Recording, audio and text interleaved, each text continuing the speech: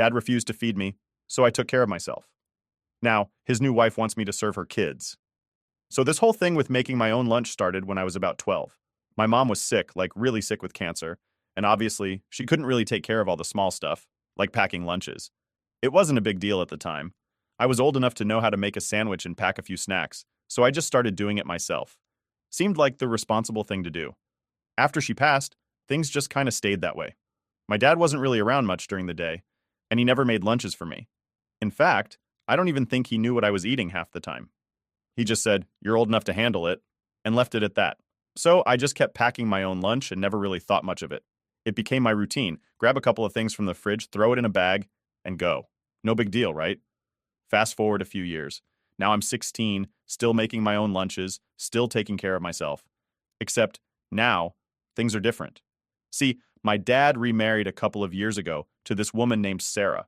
She's got 3 kids from her previous marriage, twin boys who are about 6, and an 11-year-old daughter. At first, I didn't think much of them moving in.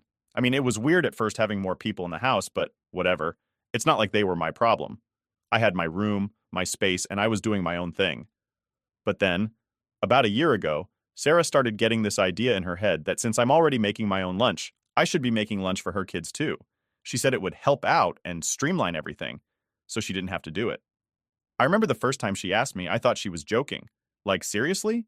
Why would I make lunch for them? I don't even know these kids that well, and they're not my responsibility.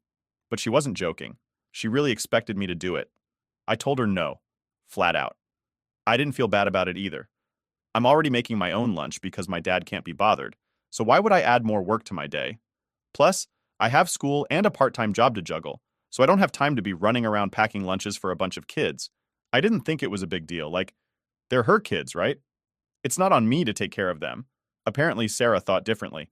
She was shocked that I said no. Like, she looked at me like I had just insulted her or something. She started going off about how it's crazy that I wouldn't want to help out my siblings, which is what she called them, my siblings. But to be real, I don't see them like that.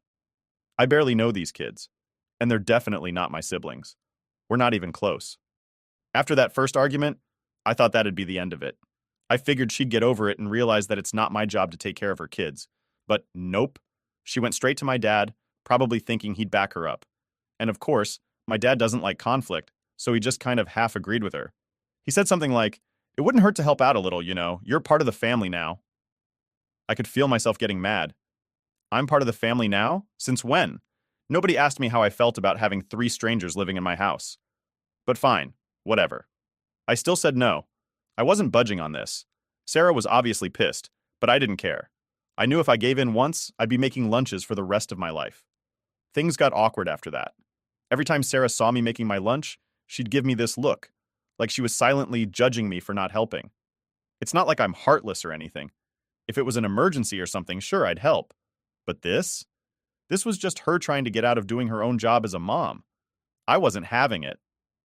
Then she started with the guilt trips.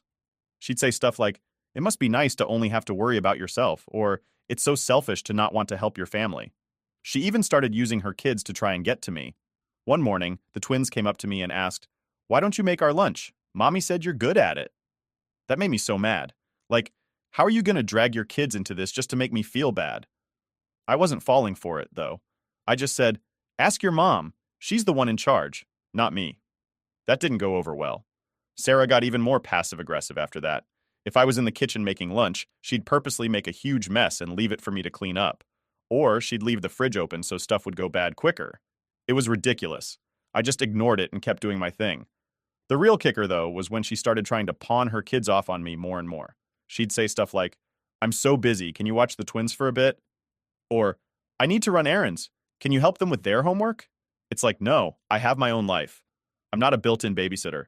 I have school, work, and my own stuff to deal with. Why should I take on more? Then one day, she took things to a whole new level. I was in the middle of making my lunch when she came into the kitchen and asked me straight up, "Why won't you just help out with the kids' lunches? It's not that big of a deal." I told her again that it's not my job and I don't have time. She looked frustrated and said, "It's just lunch. You're already doing it for yourself, why not for them?" I snapped a little at that point. I said, "Because they're your kids, not mine. I'm not their dad, I'm not their mom, and I'm not here to make up for what you're not doing." I could tell by her face that she wasn't expecting that. She just stood there for a minute, not saying anything. Then she just turned around and walked out. I thought that was the end of it, but boy, was I wrong. So after that last argument with Sarah, I thought maybe she'd back off for a while. But I was dead wrong. Things didn't calm down at all. If anything, she got more persistent, almost like she was on a mission to make me give in. And of course, she went straight to my dad again. This time, though, it wasn't just a casual suggestion. She came at him full force, saying that I needed to start helping more around the house and doing my part for the family. I could hear them arguing in the living room while I was in my room. Sarah was doing most of the talking, and my dad, as usual, was just kind of agreeing with her in that passive way he always does when he doesn't want to deal with a situation. I knew what was coming before my dad even knocked on my door. He came in, sat on the edge of my bed, and did that thing where he sighs before he talks, like he's about to drop some heavy news. But it's never really heavy, just annoying.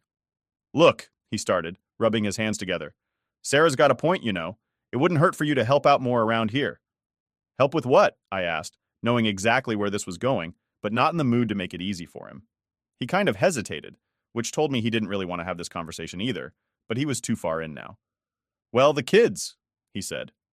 "You know, making their lunches, helping Sarah when she's busy. You're already making your own lunch, right?" I just stared at him for a second. "Yeah, my own lunch. For me. Not for anyone else." I know," he said, like he was trying to smooth things over before it got heated. "But you're part of this family now, and Sarah's got a lot on her plate. It wouldn't hurt for you to step up a little." This is where I lost my patience. "Dad, I'm already stepping up. I make my own lunches, I work part-time, I take care of my own stuff. Why do I need to take on more? They're not my kids. Sarah married you, not me." He didn't like that. His whole expression changed, and he went from trying to be all calm and diplomatic to being irritated. "This is about being part of the family, not just doing the bare minimum. It's not like we're asking you to raise the kids, just help out. It's what families do." I was getting pretty angry at this point, and I knew if I didn't watch it, things would blow up. But I couldn't just let it slide. "You and Sarah had these kids, not me," I said. "If you want help with them, hire a babysitter or something. I've got my own life, and I'm not here to take over for what you two aren't doing." He didn't say anything for a minute, just sat there like he was processing what I said. Then he got up, gave me that disappointed dad look, and walked out of the room. I knew this wasn't the end of it. Sarah was probably waiting downstairs for the report, and whatever I said wasn't going to make her happy. Things got really awkward after that. It was like every time I walked into the kitchen, Sarah was there, hovering, watching me. She didn't even try to hide her frustration. She'd make little comments under her breath like, "Must be nice to only worry about yourself," or "Some people don't know what family means."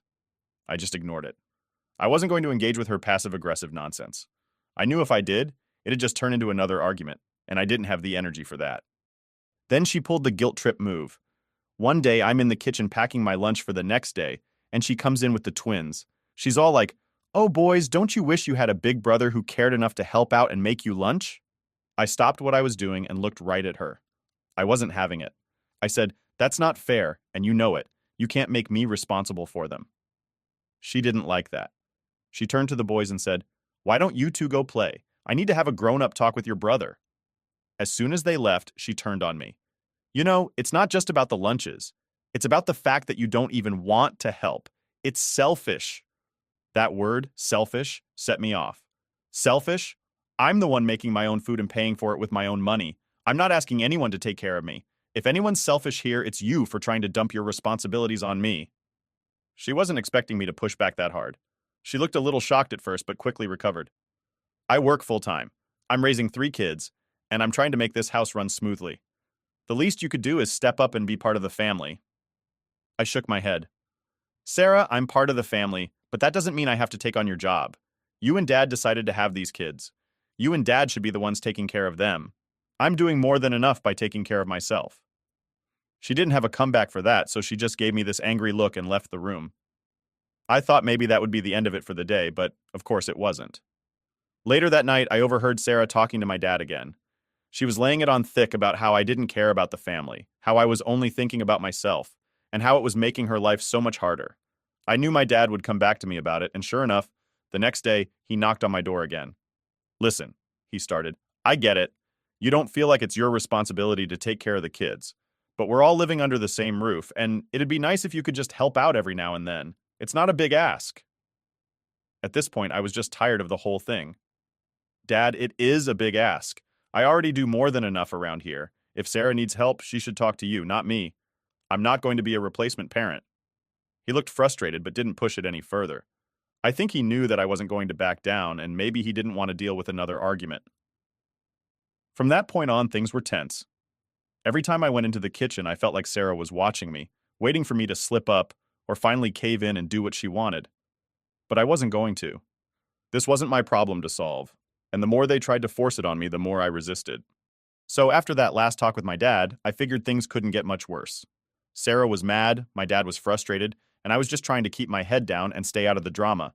But of course, they couldn't let it go. Things took another turn, and this time it wasn't about lunch anymore. It was about dinner. It started one evening when I was in the kitchen, making myself something to eat. By now, I'd gotten used to cooking my own meals, because I didn't really want to sit down with Sarah and my dad. Things were just too tense, and honestly, I'd rather avoid that awkward family dinner. Plus, I'd been paying for my own food with the money I made from my part-time job.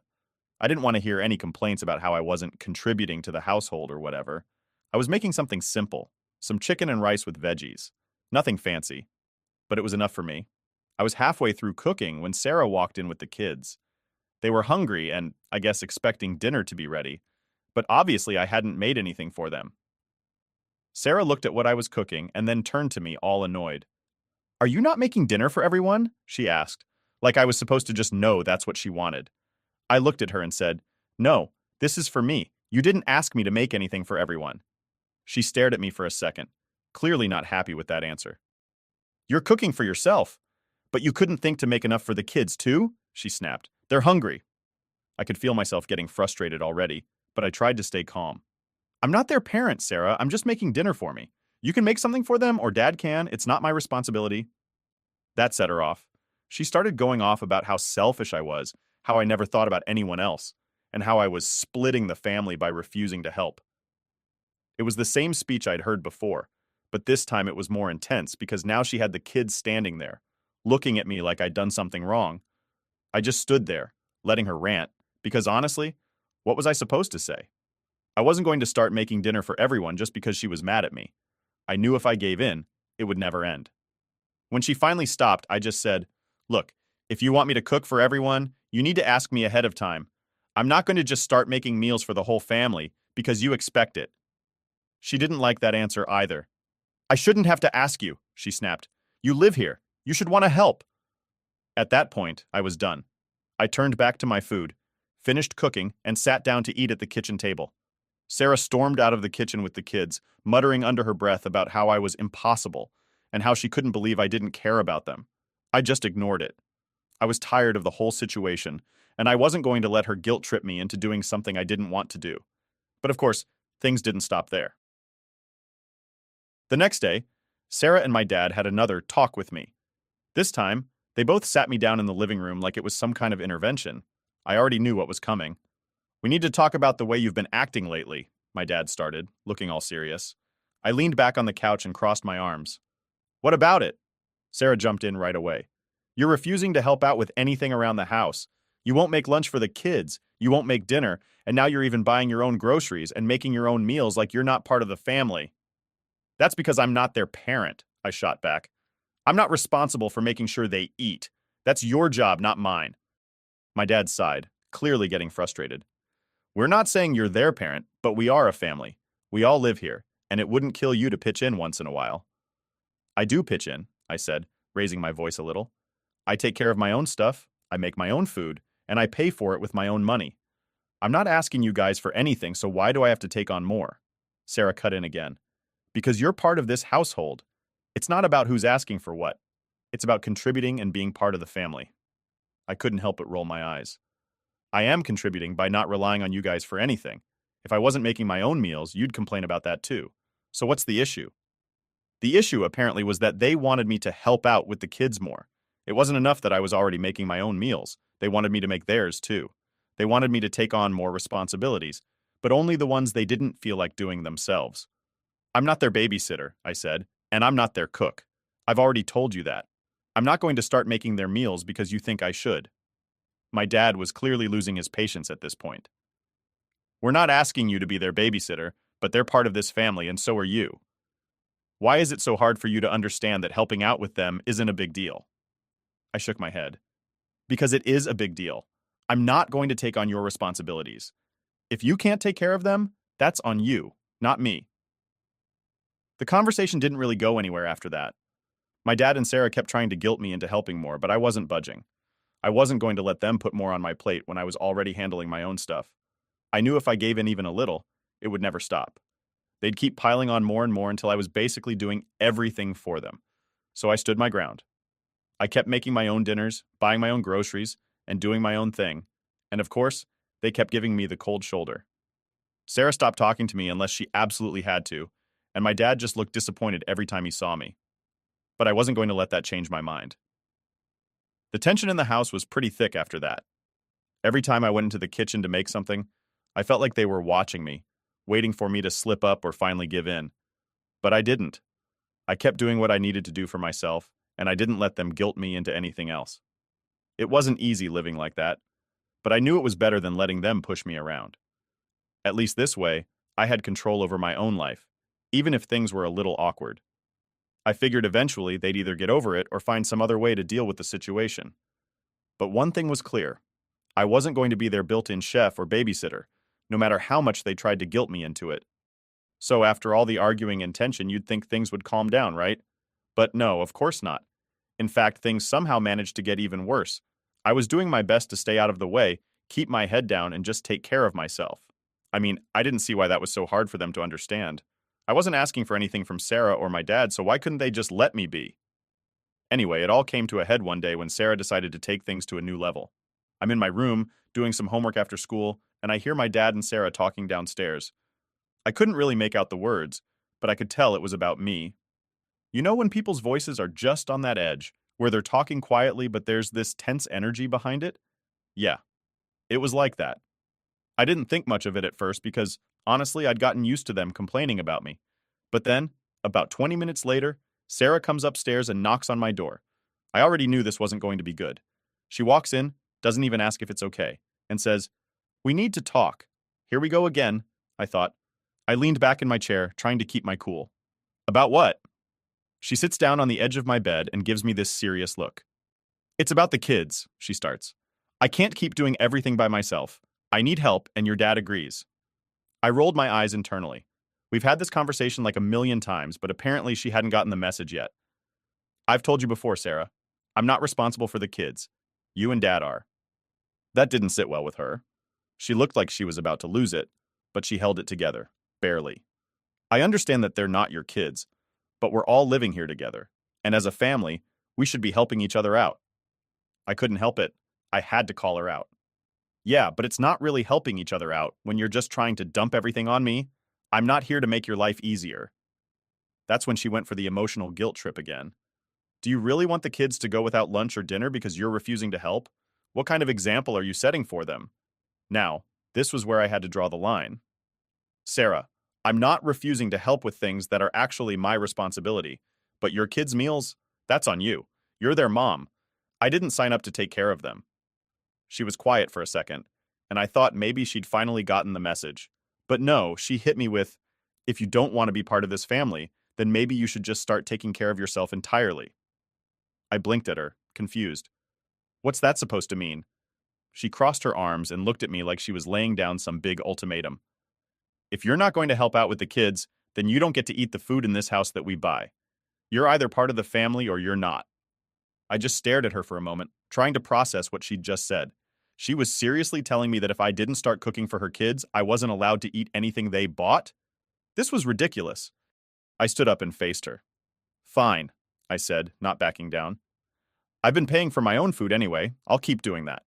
But don't expect me to take care of your kids just because you don't feel like doing it." She looked a little surprised that I wasn't backing down, but I think she was too mad to care. "If that's how you want it, fine," she said, standing up and walking toward the door. "But don't come crying to us when things get hard." I rolled my eyes as she left. "Don't worry, I won't."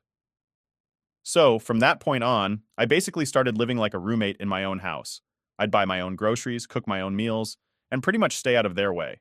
It was weird, though, because every time I came into the kitchen to make something, Sarah or my dad would be there just giving me this look. You know the kind of look, like they're waiting for you to mess up or admit that you're wrong. But I wasn't wrong, and I wasn't about to let them push me around. One night, I came home from work and saw Sarah in the kitchen, but something was off. The kitchen was a complete disaster. There were dirty dishes everywhere, the counters were a mess, and it looked like no one had cleaned up after dinner. Normally, I would just go in, do my thing, and get out. But this time, I could feel the tension building. I started making my dinner, quietly ignoring the mess, when Sarah came in and leaned against the counter. "It would be nice if you could help clean up," she said, not even looking at me. I didn't even turn around. "I didn't make the mess. Why should I clean it up?" She sighed loudly like I was being unreasonable. "Because that's what people in a family do. They help each other out." I turned to face her, setting my spoon down. "No, what people in a family do is take responsibility for their own messes. I didn't make this mess, so I'm not cleaning it up." She glared at me, clearly pissed, but didn't say anything. She just left the kitchen, and I went back to cooking. It felt like every interaction with her now was some kind of battle, but I wasn't going to cave. I wasn't going to let her guilt me into doing more than my fair share. After I finished eating, I cleaned up my own stuff and went back to my room. I knew things were only going to get worse from here, but I didn't care. I was doing what I had to do to survive in this house, and if they didn't like it, that was their problem. The next few days were more of the same: awkward silences, cold stares, and passive-aggressive comments. But honestly, I was used to it by now. I just kept my head down, kept doing my own thing, and stayed out of their way as much as possible. I knew I couldn't change how they felt about me, but I could control how I handled it. And as far as I was concerned, I was doing just fine. By the time Monday rolled around, things were already tense, but I didn't expect what happened next. I had been home for a few hours, just doing my own thing. I had the house to myself for a bit, so I decided to make a real dinner for once. Something decent, not just the usual quick meal I throw together. I was in the kitchen, cooking up some pasta with homemade sauce, maybe some garlic bread on the side. It was nothing fancy, but I was feeling good about it. I was halfway through eating when Sarah came home with her kids. I could hear them coming in, the sound of bags dropping on the floor, the usual chaos. But then it got real quiet. I didn't think much of it at first, just kept eating. Then Sarah walked into the kitchen, and the look on her face told me something was about to go down. She glanced at the food on the table and then at me, clearly not happy. "Did you make enough for the kids?" she asked, like she already knew the answer. I shook my head. "Nope, just made dinner for myself." That was the wrong answer. She snapped, her voice rising. "You're seriously just going to sit there and eat while my kids are starving?" I looked at her, trying not to roll my eyes. "Your kids are not starving, Sarah. They just got home. And no, I didn't make them dinner because you never asked me to." She glared at me, her frustration boiling over. "I shouldn't have to ask you. You're in this house, you know they need to eat, but you only think about yourself. It's disgusting." I set down my fork, ready to argue, but I didn't even get a chance. She was already yelling, throwing all kinds of accusations at me. How I was selfish, how I didn't care about anyone but myself, how I was tearing the family apart by refusing to help. Her kids were standing in the doorway, watching the whole thing, which made it even more awkward. "I'm not their parent, Sarah," I said, trying to stay calm. "It's not my job to make sure they eat. That's on you and Dad." "Don't you dare blame this on us," she shouted, her face red with anger. "You live here too. You're supposed to help out, be part of this family. But no, you'd rather sit here and make dinner just for yourself like you're some kind of guest in this house." That last part really got to me. Guest? I'm not a guest. I've been living here my whole life. You and your kids are the ones who moved in, not me. I'm already taking care of myself, paying for my own groceries, cooking my own food. I'm not responsible for your kids. She lost it at that point. "You think you're so grown up because you make your own food and pay for some groceries? You don't even know what real responsibility is. Try raising 3 kids by yourself. Then you can talk about responsibility." I stood up, not willing to sit there and be yelled at anymore. "That's not my problem, Sarah. You decided to have kids. You and Dad should be taking care of them, not me. I've done more than enough by staying out of your way and handling my own stuff. I'm not going to start being your live-in babysitter and cook just because you're overwhelmed." She didn't like that answer. She started calling me names, saying how I was worthless, how I wasn't even part of the family anymore, and how she hated living with me.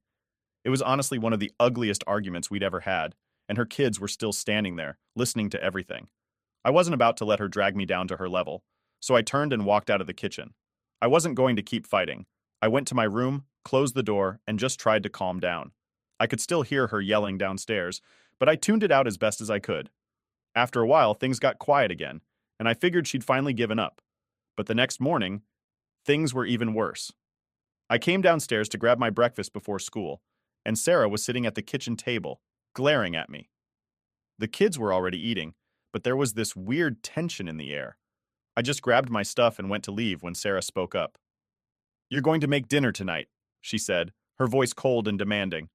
I stopped and looked at her. "No, I'm not." "You're going to make dinner for the kids tonight," she repeated, ignoring what I'd said. "If you don't expect to eat anything in this house ever again." I almost laughed at how ridiculous that sounded. "Sarah, I already buy my own food. What are you even talking about?" She stood up, her chair scraping against the floor. "I'm serious. If you won't contribute to this family, then you're not part of it. Don't touch any food in this house that we've bought. Don't expect any help from us. You're on your own from now on." I looked at her, realizing she was dead serious. She was really trying to punish me for not doing what she wanted. I just shook my head. "Fine. I'll keep buying my own food. I don't need anything from you guys anyway." I left for school without saying anything else. All day I kept thinking about how insane things had gotten. It wasn't about lunch or dinner anymore, it was about control. Sarah wanted me to fall in line, to do what she said, and when I didn't, she was trying to make my life as difficult as possible. But I wasn't going to let her win. That night, I came home with a bag of groceries, made my own dinner again, and ignored the dirty looks from Sarah and my dad. I could tell they were waiting for me to cave, to give in and apologize. But I wasn't going to. I had my own life, my own responsibilities, and I wasn't going to let them guilt me into taking on theirs. As far as I was concerned, I was doing just fine without their help. Update. So, the tension in the house was unbearable by this point. After everything with Sarah demanding I make dinner and threatening to cut me off from the family, things were just weird. I'd come home from school or work, and it felt like I was living with strangers. Nobody said anything to me unless they absolutely had to, and even then, it was short, clipped, and always with an attitude. Fine by me, honestly. Less drama that way. But it all came to a head one Friday night. I had just gotten home from work and, as usual, went straight to the kitchen to make myself something to eat. I had my groceries in hand, and as soon as I walked in, I knew something was up. Sarah was sitting at the kitchen table with my dad, and they both looked at me the second I walked through the door. It felt like they'd been waiting for me. I put my groceries down and started unpacking them, just trying to act normal. But then Sarah stood up and said, "We need to talk." I didn't even turn around. "About what?" She crossed her arms, and my dad just sat there, looking all serious. "You're not contributing to this family," Sarah started, her voice all sharp and angry. "You're living here, using up space, but you're not helping out with anything.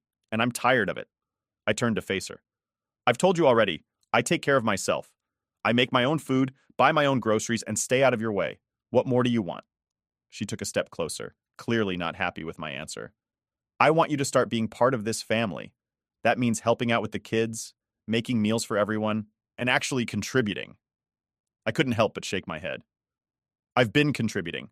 I'm not relying on you guys for anything. If anything, I'm making your lives easier by taking care of myself." But she wasn't having it. "That's not enough," she snapped. "You don't get to just live here and do the bare minimum. We're a family, and families help each other." At that point, my patience was gone. "Sarah, I'm not part of your family. I didn't ask for this. You and Dad decided to get married and bring 3 kids into this house. I didn't. I've done more than enough by staying out of your way and not causing problems, but I'm not going to take on your responsibilities." My dad finally spoke up, his voice quieter but still stern. "You're part of this family whether you like it or not, and we expect you to act like it." I looked at him and I realized something. They were never going to get it. No matter what I said, no matter how much I tried to explain myself, they were always going to expect me to take on more than I should. It wasn't about being fair or logical. It was about them wanting control. I let out a long breath. You know what? If this is what being part of the family means, then I don't want any part of it. I'll keep doing my own thing, and you can keep doing yours. But I'm not going to let you guilt me into doing more than what's fair. Sarah glared at me, and my dad just shook his head. "Fine," Sarah said, her voice cold. "But don't expect us to help you with anything anymore. You're on your own." I just nodded. I already am. And with that, I grabbed my groceries, went back to my room, and shut the door.